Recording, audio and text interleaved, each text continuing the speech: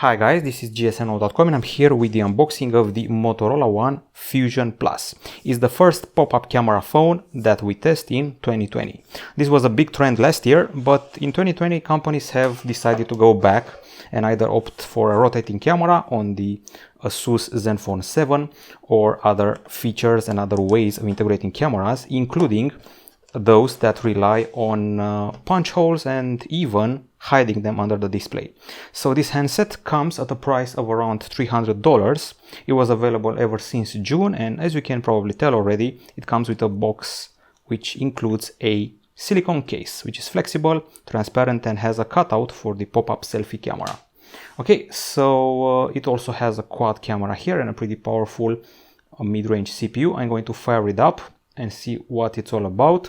As you can see, the screen is pretty immersive because it lacks a notch or a punch hole for the selfie camera, but still it has a bit of a chin at the bottom.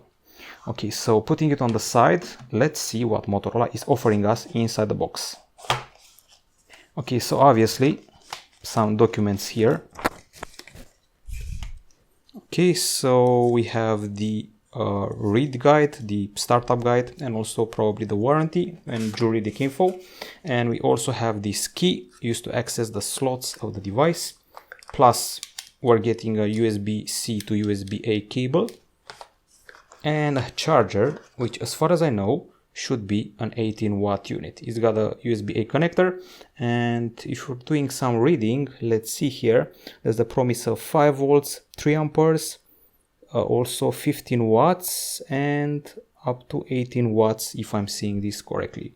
Anyways, that's it inside the box. There's no headphone here, there's no set of headphones here, and let's fire up the device and see what it's all about. Now, I've already done the setup, so I won't bore you with the software details and other things which need setup.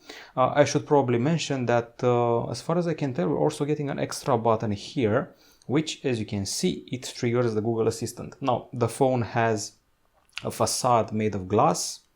The back side is covered with plastic, which draws some fingerprints. It comes in blue, but there's also a pretty looking white version. And the sides are also plastic. It's actually a cover which goes all the way around, so this plastic continues on the side. It's not a separate frame.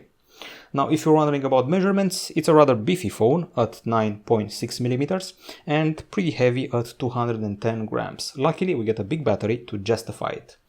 Okay, so let's talk about the screen first of all. So we're dealing here with an IPS LCD, a pretty big one, 6.5 inches, a resolution of 2340 over 1080 pixels. And the good news is that we also get HDR10 support.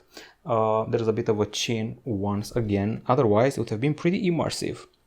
Okay, so the case is, I would say, slightly water repellent. That's how Motorola promotes it. Not waterproof, but slightly water repellent or liquid repellent. Now, if you go inside the device, you should find a familiar CPU, Qualcomm Snapdragon 730, 8 nanometer, octa-core with the Adreno 618 GPU. And aside from that, we also get the 6 gigabytes of RAM, which is nice to see here, and 128 gigabytes of storage plus micro SD. The battery is one of the selling points, 5000 mAh, and we also have an audio jack here at the bottom side. And next to it there's the USB-C port, and we also have the speaker. Aside from that, we get the front camera which pops up, and I'm going to show it to you, but not in a traditional fashion. I'm going to press here and make it official. So how cool is that? And we can swap to the back one and go here. Now I actually want you to hear this sound better, so I'm going to get this closer to my mic so you can hear the cool nerdy sound it makes. Here we go.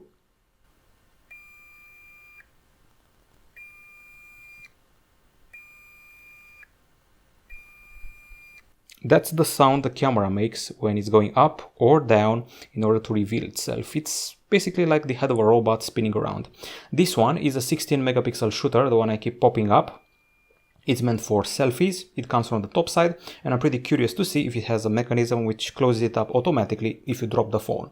Now, if you go to the back side, we're treated to a quad camera, and I've seen Motorola making quad cameras before. There's no shock. LED flash here. Main camera, 64 megapixel shooter, and then comes an 8 megapixel ultra wide camera, also 5 megapixel macro camera and 2 megapixel bokeh camera. This setup makes it look like a rival for the Galaxy A51 or A71, that's for sure. LED flash, once again, 4K video capture, and aside from that there's a Wi-Fi dual band available here, and we also have a 4G, Bluetooth 5.0, GPS, and I already mentioned USB-C. The fingerprint scanner is placed at the back side in the Motorola Batwing logo in this dimple, which I keep pressing to show you the goods. Aside from that, we're running a pretty clean version of Android 10, and I'm using gestures to control the experience, including multitasking, home, and so forth. The camera interface goes like this, and it only gives you the option to switch between ultra-wide and normal. There is no zoom here, and macro is obviously separate. You have your other typical Motorola options: portrait, cutout, spot color, night vision, cinemagraph, panorama, and the ultra res, plus AR stickers, and so much more. Okay, so this is about it. To be honest, I'm not feeling the weight of 210 grams. It's a rather long phone and it's well spaced. Not very sure if people are into pop-up cameras anymore nowadays, but I guess we're going to have to wait and find out. This is it from us, from gsno.com. Just unboxed the Motorola One Fusion Plus. We'll be back with a full review before you know it. Bye bye.